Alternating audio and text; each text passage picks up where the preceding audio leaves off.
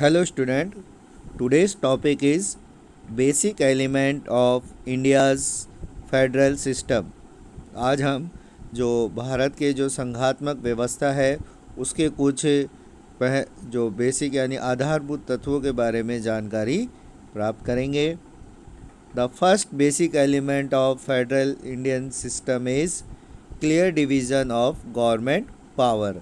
यानी कि जो अगर हम देखें तो इंडिया का जो फेडरल सिस्टम है यानी कि जो संघात्मक व्यवस्था है उसका जो पहला जो एलिमेंट है वो जो डिवीज़न है यानी कि जो क्लियर डिवीज़न यानी कि जो विभाजन है ऑफ गवर्नमेंट पावर यानी कि जो सरकार की शक्तियां हैं उनका जो क्लियरली इसको डिवाइड किया गया है। अलग अलग जो पार्ट्स हैं उसमें इनको डिवाइड किया जाता है।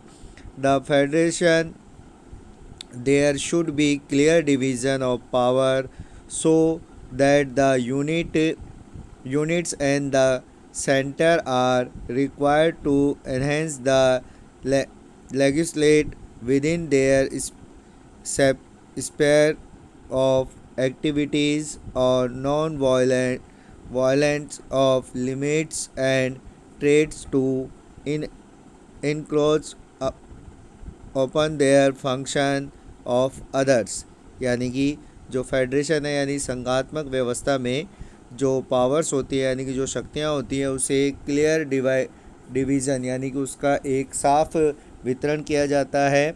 यूनिट्स यानी कि जो इकाइयाँ होती हैं और जो सेंटर है यानी कि जो केंद्र होता है, केंद्र और राज्यों की जो सरकारें होती हैं उनमें उनकी जो पावर्स होती है उसे क्लियरली डिवाइड किया जाता है, उनका विभाजन किया जाता है जिससे वह एक दूसरे की जितनी भी जो क्रियाएं हैं उनमें एक दूसरे के अड़चन ना करें, उनमें हस्तक्षेप ना करें। उनकी जो सीमाएं हैं वह भी निर्धारित होती हैं और किस तरीके से कौन सी जो गवर्नमेंट है, कौन सी सरकार क्या काम करेगी इसका भी निर्धारण इस विभाजन में किया जाता है।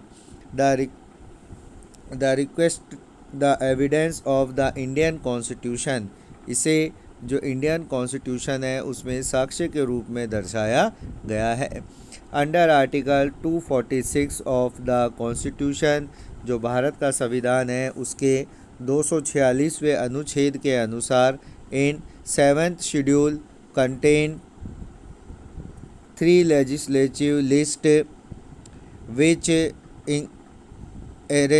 Arrange subject of administration with union state and concurrent legislative list. यानी कि जो भारत का संविधान है उसके 246वें अनुच्छेद के अनुसार इसका वर्णन जो सातवीं अनुसूची में किया गया है कि जो भारत है, भारत में जो पावर्स होती है यानी कि जितनी भी जो एडमिनिस्ट्रेशन के जो सब्जेक्ट हैं उनको 3 लिस्ट यानी कि 3 सूचियों में डिवाइड किया गया है। यूनियन यानी कि केंद्र सूची, स्टेट यानी कि राज्य सूची और कॉन्करेंट यानी कि समवर्ती सूची, इन 3 सूचियों में उसे डिवाइड किया गया है। जिसमें जो यूनियन लिस्ट है उसके अंदर 97 सब्जेक्ट होते हैं। इसी तरीके से जो स्टेट लिस्ट है उसके अंदर 66 सब्जेक्ट होते हैं और जो कॉन्करेंट लिस्ट है उसके अंदर 47 सब्जेक्ट दिए गए हैं। तो स्टेट यूनियन लिस्ट में 97, स्टेट लिस्ट में 66 और कॉन्करेंट यानी कि जो समवर्ती सूची है उसमें 47 सब्जेक्ट दिए गए हैं। जो यूनियन गवर्नमेंट होती है वो मोस्टली जो एग्जीक्यूटिव पावर्स होती है legislate on the subject maintain in the union list. जो यूनियन लिस्ट यानी कि जो संघ सूची के जितने भी विषय हैं उन पर जो उनकी जो पावर का जो यूज़ है वो यूनियन गवर्नमेंट यानी कि जो केंद्र सरकार है, केंद्र में जो सरकार होती है वो उनकी पावर का यूज़ करती है। जैसा कि हमने ऊपर देखा जो यूनियन लिस्ट है उसमें 97 सब्जेक्ट आते हैं। तो इन 97 सब्जेक्ट पर जो लॉ मेकिंग का काम है वो यूनियन गवर्नमेंट यानी कि केंद्र सरकार के द्वारा किया जाता है।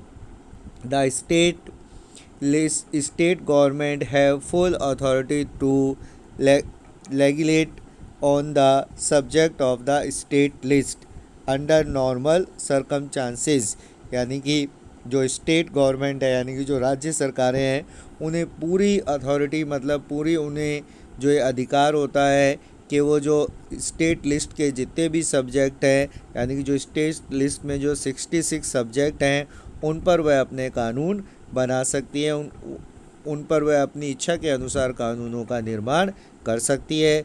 कुछ ऐसी परिस्थितियां हैं, उन्हें छोड़कर जो स्टेट लिस्ट होती है उस पर पूरी तरीके से स्टेट गवर्नमेंट यानी जो केंद्र सरकार, राज्य सरकार है, उनका आधिपत्य होता है। वो अपनी इच्छा से ये कार्य कर सकती है। And both the centre and the state can legislate on the subject maintain in the concurrent list. और साथ ही साथ जो कॉन्करेंट लिस्ट है यानी कि जो समवर्ती सूची है, उस पर बोथ सेंटर एंड स्टेट यानी कि उस पर दोनों केंद्र और राज्य दोनों सरकारें मिलकर उस पर उसको मेंटेन, उसके जो सब्जेक्ट होते हैं उन पर अपना जो कानून बना सकती हैं।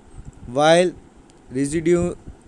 Residence powers are reserve are the assent of the union by over constitution. और इसके बाद जितनी भी जो बची हुई पावर्स हैं, यानी कि इन तीनों लिस्टेज में जो जिन्हें डिफाइन नहीं किया गया है, ऐसे सब्जेक्ट जो इन तीनों ही लिस्ट में नहीं आते हैं, उन पर जो उनकी जो पावर है, उनसे रिलेटेड जो पावर है, वो यूनियन यानी कि जो केंद्र सरकार को दी गई है।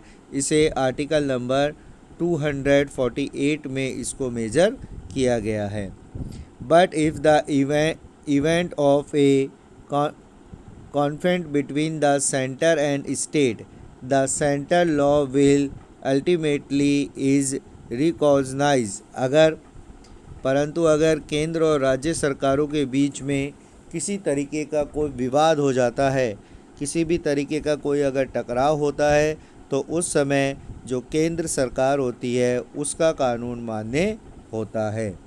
Due to strong position of centre, India is called the indestructible union of destructible state. यानी कि भारत में अगर हम देखें तो भारत में हम पाएंगे कि जो केंद्र सरकार है वो ज़्यादा शक्तिशाली होती है कंपेयर टू स्टेट गवर्नमेंट, यानी कि जो यूनियन गवर्नमेंट है वो ज़्यादा पावरफुल है स्टेट गवर्नमेंट से। इसलिए जो भारत है, भारत को अर्ध संघ यानी कि आधे संघ के रूप में भी जाना जाता है, क्योंकि इसमें ज़्यादा पावरफुल स्टेट गवर्नमेंट होती है। And consider it to be the federalism with centre dominance, यानी कि जो भारत का संविधान का आर्टिकल नंबर 3 है यानी कि अनुच्छेद 3 है, उसमें इस चीज़ का वर्णन किया गया है कि जो भारत है, भारत एक संघात्मक व्यवस्था को तो अपनाता है, लेकिन उसमें जो सेंटर यानी कि जो केंद्र सरकार है डोमिनेट यानी कि उसमें ज़्यादा शक्तिशाली होती है।